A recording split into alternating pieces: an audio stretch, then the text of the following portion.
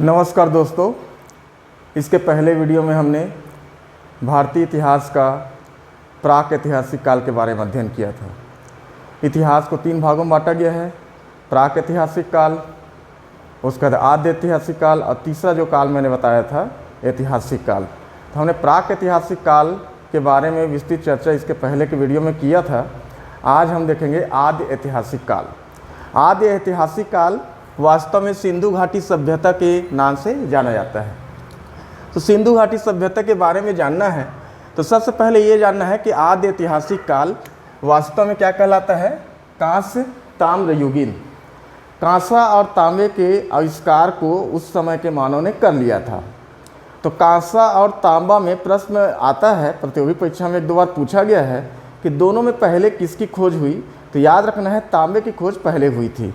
तो कांस्य ताम्र युगीन, चूँकि दोनों उस समय थे इसलिए हम उस युग का नाम ही कांस्य ताम्र युगीन कहते हैं। कांस्य ताम्र युगीन की उस समय के संस्कृतियों का यदि अध्ययन करें तो ताम्र युगीन संस्कृति में एक आता है मालवा संस्कृति जो मध्य प्रदेश में है, और एक आता है कैथा जो महाराष्ट्र की संस्कृति मानी जाती है, और एक है बनास जो राजस्थान में उस संस्कृति का प्रचलन उस समय था। ये ताम्र युगीन संस्कृति था। लेकिन हमको क्या देखना है, सिंधु घाटी सभ्यता। तो सिंधु घाटी सभ्यता का जो जानकारी है उसको जानने के पहले हम क्या देखेंगे, उसके इतिहास के बारे में। तो सिंधु घाटी सभ्यता के इतिहास में सबसे पहला जो नाम आता है वो आता है चार्ल्स मेसन का।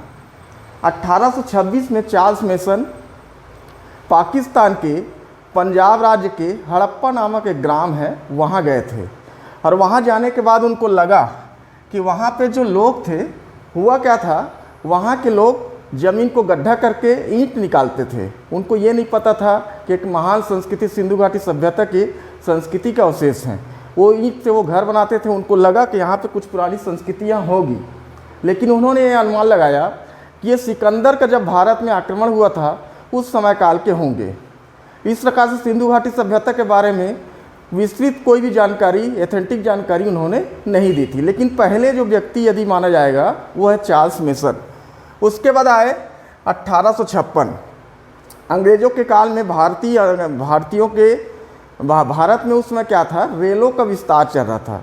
तो रेल के विस्तार करने के लिए चार्ल्स बंधु आए, 2 भाई थे। ये कराची से लाहौर के बीच में रेल लाइन बिछा रहे थे। तो जब उनको रेल के लिए जब खुदाई किया गया तो उनको ईंट मिले, तो उनको लगा कि ये ईंट जो है कोई पुरानी सभ्यता के अवशेष हो सकते हैं। उन्होंने इसकी जानकारी अपने पुरातत्ववेत्ता को दिया, लेकिन उनको ये पता नहीं था कि ये बाद में इस सिंधु घाटी सभ्यता के रूप में, इतने महान संस्कृति के रूप में इसको याद किया जाएगा। तो सिंधु घाटी सभ्यता के बारे में विस्तृत यदि कहा जाए तो बेटन ने ज़रूर बताया कि यहाँ कोई संस्कृतियाँ हैं, लेकिन ये संस्कृतियों का विस्तृत वो अध्ययन नहीं कर पाए और उसके बारे में अधिक जानकारी नहीं दिए थे। उसके बाद एक महान नाम आता है कनिंघम, 1856। कनिंघम ब्रिटिश के इंजीनियर थे। वो बेंटन के जो यहाँ पे अपन देखे हैं बर्टन बंधु, इसके साथ ही वो रेलवे के इंजीनियर थे, उनके साथ काम कर रहे थे। इन्होंने भी अध्ययन किया। इनको भी लगा कि ये जो ईंट है कोई न कोई महान संस्कृतियाँ की होगी, लेकिन ये भी ऑथेंटिक उसकी जानकारी नहीं दे सके थे। फिर आगे समय बढ़ते गया। फिर लॉर्ड कर्जन का जब वायसराय बने भारत के, उनका काल आया। तो लॉर्ड कर्जन ने 1902 में भारतीय पुरातत्व विभाग का जो था उसका गठन किया और उसके महानिदेशक बनाए सर जॉन मार्शल को। सर जॉन मार्शल ने खुदाई तो नहीं की, लेकिन सर जॉन मार्शल के निर्देशन में ही 2 व्यक्तियों ने खुदाई की थी। पहला नाम है दयाराम साहनी, इनको राय बहादुर दयाराम साहनी के नाम से भी जाना जाता है, और दूसरा नाम है राखाल दास बनर्जी। तो यहाँ पे जो क्वेश्चन आता है, यहाँ से आपको थोड़ा सा कंफ्यूजन दूर रखना है। याद रखना है कि निर्देशन किनका था, सर जॉन मार्शल का, लेकिन खुदाई किसने कराई, दयाराम साहनी ने, सबसे पहले 1921 में। तो दयाराम साहनी प्रथम खुदाईकर्ता के रूप में जाने जाते हैं जिन्होंने हड़प्पा की खोज की थी। हड़प्पा नामक स्थान है, उसकी खुदाई की थी और उसके बारे में बताया था। और दूसरा नाम है राखाल दास बनर्जी। ये 1922 में खुदाई प्रारंभ किए, और इन्होंने मोहनजोदड़ो, जो हम नाम जानते हैं सिंधु घाटी सभ्यता का एक महान नगर है, बहुत बड़ा नगर माना जाता है, उसकी खोज उन्होंने की थी। तो इस प्रकार से यहाँ पे आपको ये याद रखना है कि निर्देशनकर्ता में यदि पूछा जाएगा तो सर जॉन मार्शल, और यदि खुदाई करने वाले खोजकर्ता यदि कहे जाएंगे तो उसमें नाम आएगा दयाराम साहनी। इस प्रकार से सर जॉन मार्शल ने यहाँ की जो सभ्यता थी उसका विस्तृत अध्ययन किया। हड़प्पा संस्कृति उसका नाम भी दिया क्योंकि हड़प्पा नामक ग्राम में उस सबसे पहले खुदाई हुई थी, और इसको ब्रिटिश के साप्ताहिक अखबार में प्रकाशित जब कराया तो पूरी दुनिया में हड़प्पा संस्कृति के जो जानकारी थी उसको देख के पूरी दुनिया में खलबली मच गई कि इतनी महान संस्कृतियां भारत में पाई गई है। तो इसका पूरा श्रेय जाता है सर जॉन मार्शल को, और प्रथम खुदाई करने वाले थे दयाराम साहनी। फिर आगे बढ़ते हैं। इसका नाम वास्तव में आज हम इसका नाम सिंधु घाटी सभ्यता के रूप में जानते हैं, लेकिन शुरू के जब खुदाई की गई उसके प्रारंभ के 50 जो वर्ष थे उसको हड़प्पा संस्कृति के नाम से जाना गया, क्योंकि हड़प्पा में पहली खुदाई हुई थी। लेकिन बाद में देखा गया कि जो खुदाई का केंद्र है वो सिंधु नदी का है, तो सिंधु नदी के एरिया के कारण सर्वाधिक क्षेत्र सिंधु नदी के किनारे ही मिले, इसलिए इस संस्कृति का नाम ही सिंधु घाटी सभ्यता दी गई। लेकिन कहीं कहीं हमको ये भी जानकारी मिलती है कि यहाँ के जो मूल निवासी थे, सिंधु घाटी सभ्यता के जो वहाँ पर रहने वाले मूल निवासी थे वो थे द्रविड़। द्रविड़ वहाँ पे फैले हुए थे, लेकिन जब आर्यों का आगमन हुआ तो द्रविड़ों को उन्होंने खदेड़ दिया और द्रविड़ चल दिए दक्षिण भारत की ओर। दक्षिण भारत का यदि हम वर्तमान में देखें तो आंध्र प्रदेश, कर्नाटक, तमिलनाडु, केरल, वहाँ के जो मूल निवासी हैं वो द्रविड़ हैं। माना जाता है कि वो पहले सिंधु घाटी सभ्यता की जो स्थान है वहाँ पे निवास करते थे। तो द्रविड़ों के कारण इस सभ्यता को द्रविड़ सभ्यता के नाम से भी जाना जाता है। लेकिन यदि कहा जाए आज के डेट में यदि ऑथेंटिक यदि कोई नाम है वो है सिंधु घाटी सभ्यता। आज पूरी दुनिया सभी लोग इस सभ्यता को सिंधु घाटी सभ्यता के नाम से जानते हैं। तो ये तो उनका नामकरण। अब आता है सिंधु घाटी सभ्यता का विस्तार और क्षेत्रफल। सिंधु घाटी सभ्यता वास्तव में उस समय महान संस्कृतियाँ जो थी वो थी मिस्र की, मेसोपोटामिया की, चीन की।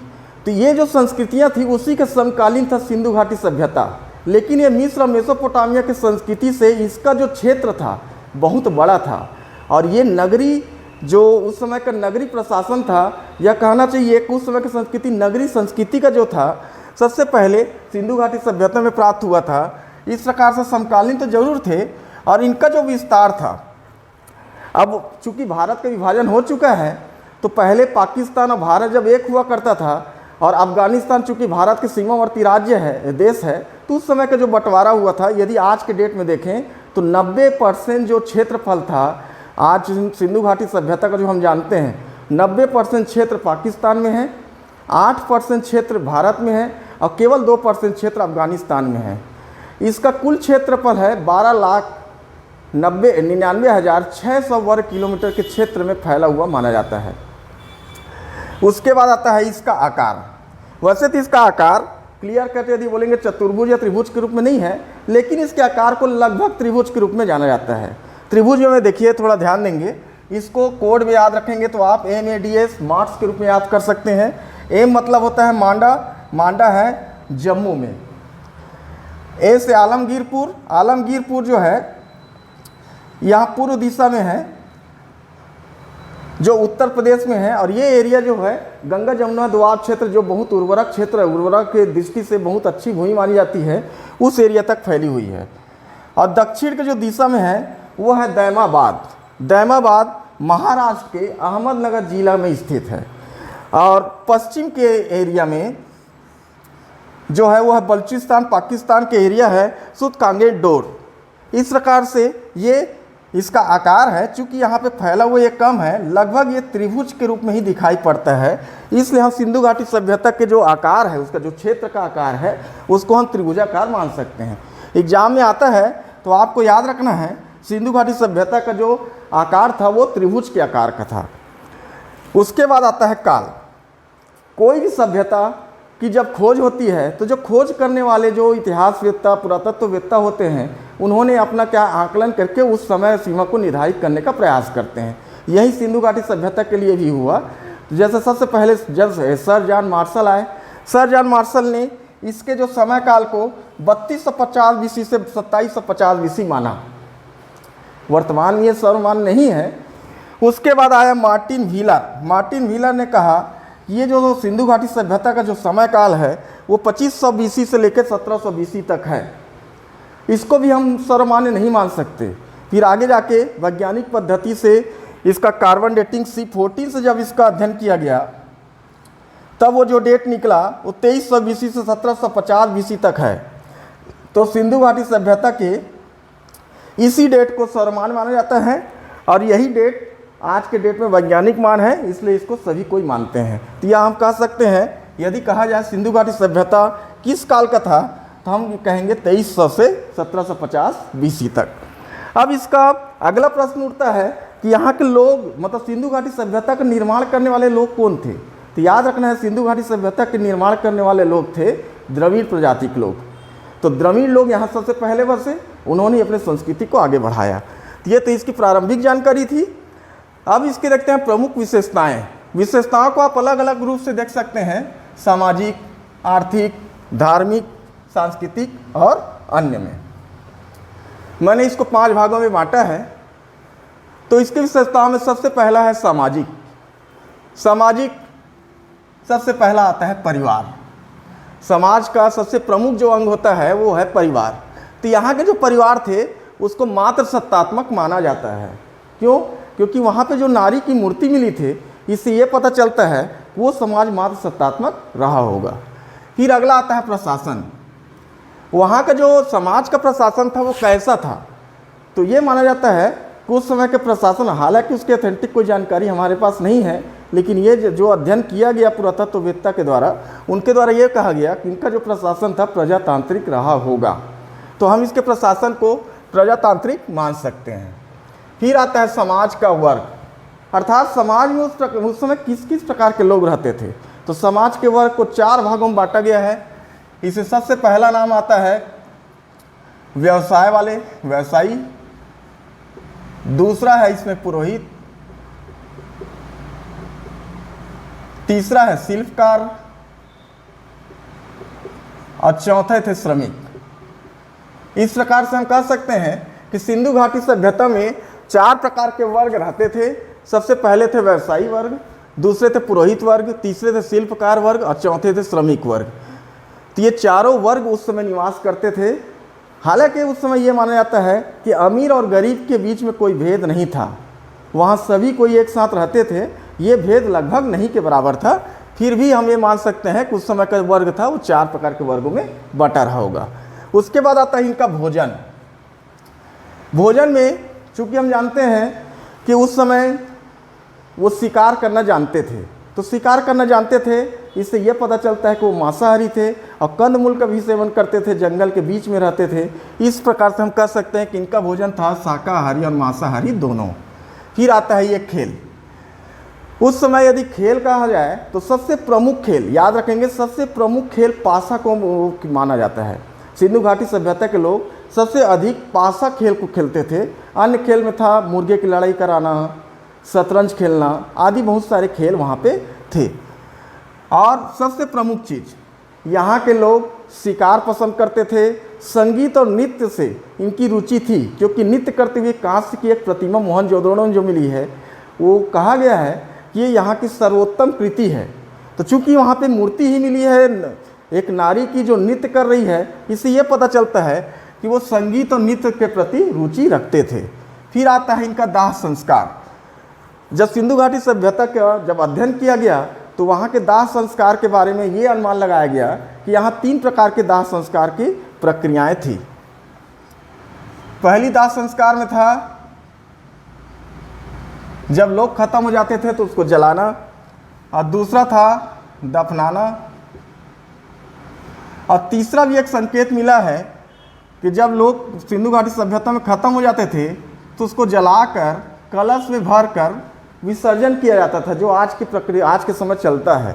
ऐसा भी माना जाता है। इसके भी संकेत हमको मिले हैं, क्योंकि हमको मिट्टी के बर्तन में हड्डी, मानव हड्डी मिली है। इससे ये लगता है कि उस समय के लोग दाह संस्कार के जलाना और उसको कलश में रखकर विसर्जित करने की प्रक्रिया भी करते रहे होंगे।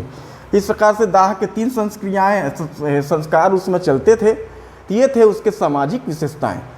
अब आते हैं इसमें आर्थिक विशेषताओं में। सिंधु घाटी सभ्यता में आर्थिक विशेषताओं में जाएंगे तो सबसे पहले ये याद रखना है कि इनके व्यवसाय दो प्रकार के थे, आंतरिक व्यवसाय और बाह्य व्यवसाय।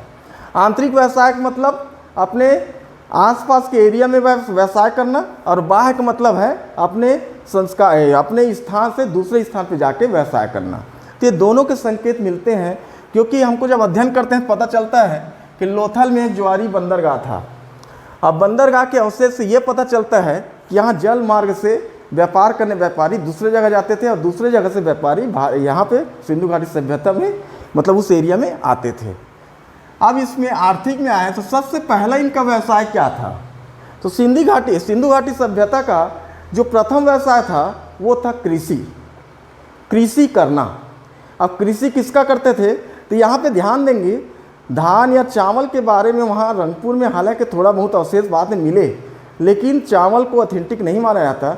वहाँ के जो प्रमुख यदि उपज है उसमें है जौ, गेहूँ, बाजरा, ये सब आता है। तो ये पहला था उनका कृषि। और दूसरे नंबर में आता है पशुपालन। दूसरे उसके आर्थिक जो आधार था वो था पशुपालन। ये पशुपालन करते थे। यहाँ भी देखेंगे सिंधु घाटी सभ्यता के लोगों को गाय और घोड़े के बारे में कोई जानकारी नहीं थी। ये जो पशुपालन करते थे ये था बैल, ये बकरा, भेड़ आदि की ये क्या पशुपालन करके अपना जीवन यापन करते थे। तीसरे उनके आर्थिक स्तर पे आता है, तीसरा उनका व्यवसाय था वो था व्यवसाय करना। यहाँ से सामान जो यहाँ बनता था या जो यहाँ पे उपस्थित रहता था जो हमारे आसपास है उसको ले जाके दूसरी जगह देते थे और वहाँ के सामान को यहाँ लाते थे। इस प्रकार से आयात निर्यात करके उस समय व्यापार किया जाता था। इस प्रकार से वहाँ पे 3 प्रकार के व्यवसाय चलते थे, कृषि, पशुपालन और व्यवसाय करना। उसके बाद आता है माप। सिंधु घाटी सभ्यता में कुछ हमको मापक भी मिले हैं। ऐसा माना जाता है, अनुमान लगाया गया है कि 2 से लेकर 16 तक के कुछ आवर्त रहे होंगे और दार्शनिक पद्धति के आधार पर ही वे अपने मापन का प्रयोग करते रहे होंगे, ऐसा यहाँ पे अनुमान लगाया गया है। फिर आता है कि इस समय का जो व्यापार होता था वो कैसे होता था। तो याद रखेंगे सिंधु घाटी सभ्यता में 2 प्रकार के व्यापार होते थे। वस्तु विनिमय प्रथा भी इसमें प्रचलित थी और साथ ही साथ मुद्रा का भी प्रचलन यहाँ पे था। मोहनजोदड़ो में 2000 से अधिक मुद्राएं प्राप्त हुई है। ये मुद्राएं जो मुहर होते थे उसका ज़्यादातर जो मुद्रा मिले हैं उसका साइज है 2.8 सेंटीमीटर गुड़ी 2.8 सेंटीमीटर, मतलब उसकी लंबाई चौड़ाई 2.8 सेंटीमीटर होते थे। सबसे ज़्यादा तो मोहनजोदड़ो में मिला है। लेकिन मुद्राएं जो है पूरी सिंधु घाटी सभ्यता के यदि अध्ययन करें तो मुद्राएं कई चीज़ों से बनते थे। सबसे पहला था उसमें सिलखेड़ी, तांबा, गोमेद, सोना, चांदी आदि से मुहर ज़्यादातर बनाए जाते थे। और ये सभी मुद्राओं के मिलने से ये पता चलता है कि सिंधु घाटी सभ्यता के लोग वस्तु खरीदने के लिए मुद्राओं का प्रयोग करते रहे होंगे। लेकिन वस्तु विनिमय प्रथा भी वहाँ थी, इसके भी संकेत वहाँ पे मिले हैं। फिर आता है धार्मिक। सिंधु घाटी सभ्यता का जब अध्ययन करते हैं तो वहाँ हमको एक मातृ सत्तात्मक देवी मिलती है। इससे पता चलता है कि उनकी देवी मातृ देवी रही होगी। इसको मातृका देवी या मातृ देवी के नाम से याद रखेंगे। ये उनके प्रमुख देवी थी। इसी से पता चलता है उस समय मातृ सत्तात्मक राज्य रहा होगा। दूसरा आता है देवता। जब खुदाई की गई तो वहाँ पशुपतिनाथ की मूर्ति, कुबड़ वाले बैल आदि मिले। स्वास्तिक के चिन्ह, योगीराज शिव के चिन्ह और कांस्य की नर्तकी जो यहाँ के सर्वोत्तम कृति मानी गई है आदि मिले। ये सभी को कहा जाता है कि ये उनके देवता रहे होंगे। तो देवता में यदि हम माने सिंधु घाटी सभ्यता में वो है सबसे प्रमुख पशुपतिनाथ अर्थात शंकर भगवान। उसके बाद है जादू टोना। क्या सिंधु घाटी सभ्यता के लोग जादू टोना में विश्वास करते थे, क्या मानते थे? तो जादू टोना का संकेत यहाँ पे इसलिए मिलता है कि सिंधु घाटी सभ्यता की जब खुदाई की गई तो प्रचुर मात्रा में तावीज़ मिले। तावीज़ का अर्थ ये लगाया गया कि वहाँ पे जादू टोना पर विश्वास सिंधु घाटी सभ्यता के लोग करते रहे होंगे। तो जादू टोना और तावीज़ का मिलना, और एक होता है नर बलि और एक होता है पशु बलि। ये दोनों का क्या है, हड्डियों का प्रचुर मात्रा एक स्थान पर मिलना। विशेष करके उसमें बकरे की बलि दी जाती थी, क्योंकि ऐसा भी माना गया है कि कुछ स्थानों पर बकरी के जो हड्डी है इकट्ठा बहुत अधिक मात्रा में मिला। इससे अनुमान लगाया गया हो सकता है उस समय पशु बलि की प्रथा चल रही होगी। इससे जादू टोना, ताबीज, पशु बलि आदि संकेत मिलने से ये लगता है कि उसमें जादू टोना का प्रचलन था। फिर आ जाते हैं, सबसे इसका प्रमुख है सांस्कृतिक विशेषताएं।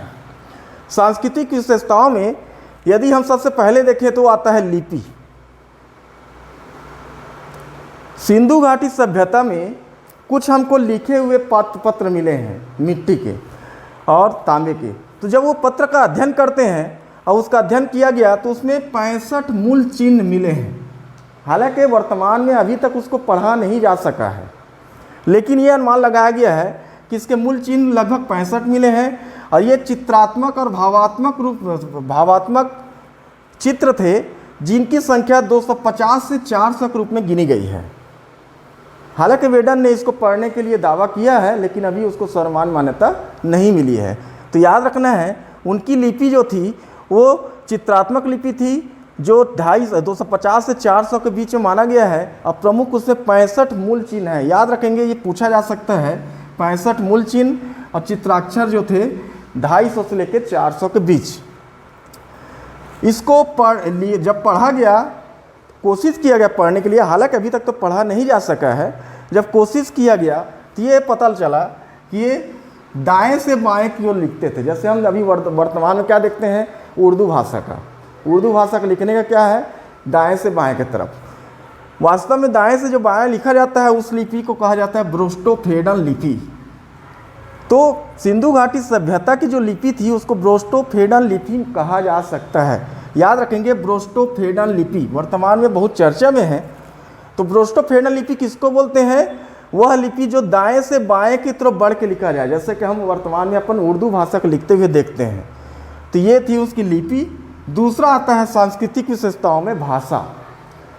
सिंधु घाटी सभ्यता के लोग किस भाषा का प्रयोग करते हैं, इसके बारे में कोई संकेत नहीं मिला है, इसकी कोई जानकारी नहीं है। फिर आता है इनकी सभ्यता।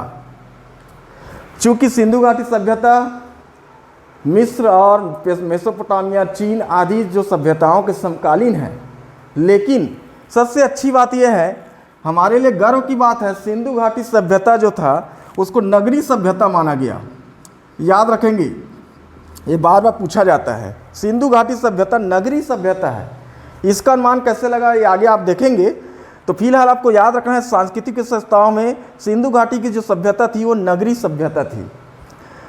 फिर अगला विशेषता है आभूषण। सिंधु घाटी सभ्यता के जो महिलाएं थीं वो आभूषण के बहुत शौकीन माने गए हैं, क्योंकि आभूषण पर्याप्त मात्रा में मिले हैं। इससे ये पता चलता है कि सिंधु घाटी सभ्यता के जो महिलाएं थे आभूषण के शौकीन रहे होंगे।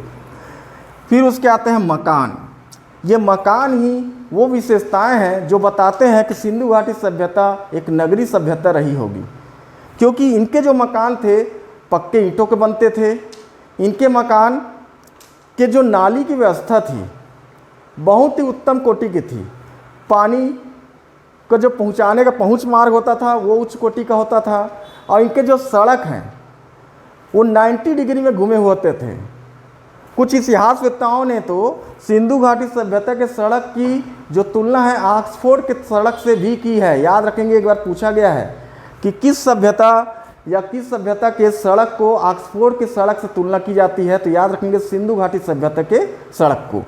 तो याद रखेंगे, इनके मकान पक्के होते थे, मकान में स्नानागार अन्नागार की व्यवस्था होती थी, मकान में नाली व्यवस्था बहुत उच्च कोटि की थी। ये सब विशेषताओं को देखकर हम कह सकते हैं, नाली व्यवस्था, सड़क व्यवस्था अच्छी थी, इससे हम देखकर कह सकते हैं कि मकान जिस प्रकार से मिले हैं उससे ये जो सभ्यता रही होगी वो नगरी सभ्यता रही होगी। फिर अगला आता है शिल्पकला।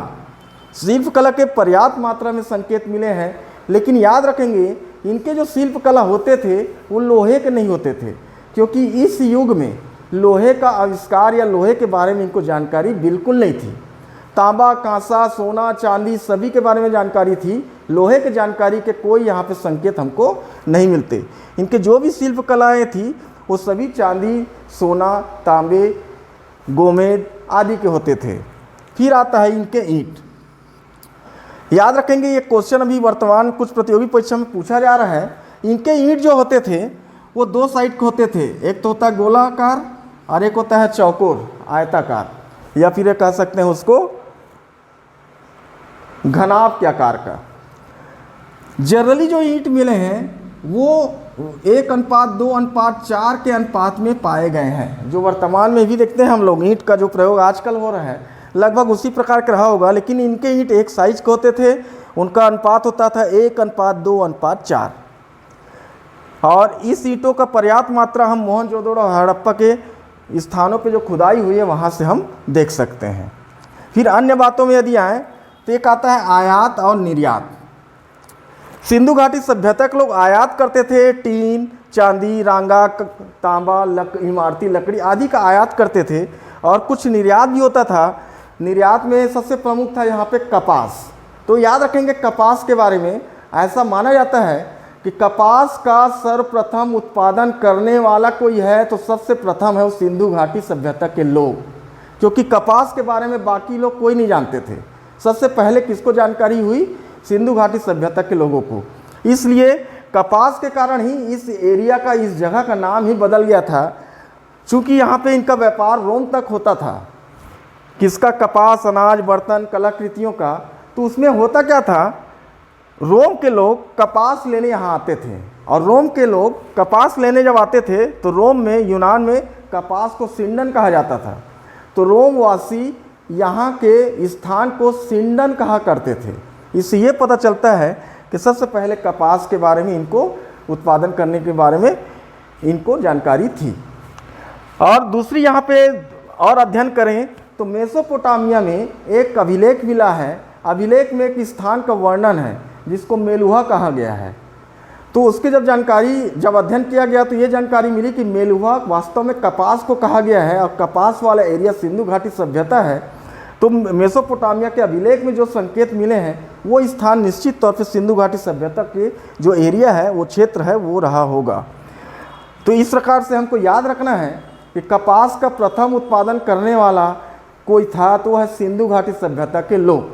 तो आज मैंने सिंधु घाटी सभ्यता के जो इतिहास है, आकार, काल, निवासी और उसकी विशेषताओं में सामाजिक, आर्थिक, धार्मिक, सांस्कृतिक और अन्य जो जानकारियां हैं दी। अब इसके बाद सिंधु घाटी सभ्यता के जो प्रमुख नगर थे, जैसे आपने सुना होगा हड़प्पा, मोहनजोदड़ो, कालीबंगा, लोथल आदि की जानकारी मैं इसके अगले वीडियो में दूंगा। यदि ये वीडियो पसंद आया हो तो आप मुझे लाइक, सब्सक्राइब जरूर करेंगे, और कोई भी समस्या हो तो मुझे कमेंट कर सकते हैं, मुझसे पूछ सकते हैं। यदि मुझे जानकारी हो तो मैं आपको बहुत जल्दी बताने का प्रयास करूँगा।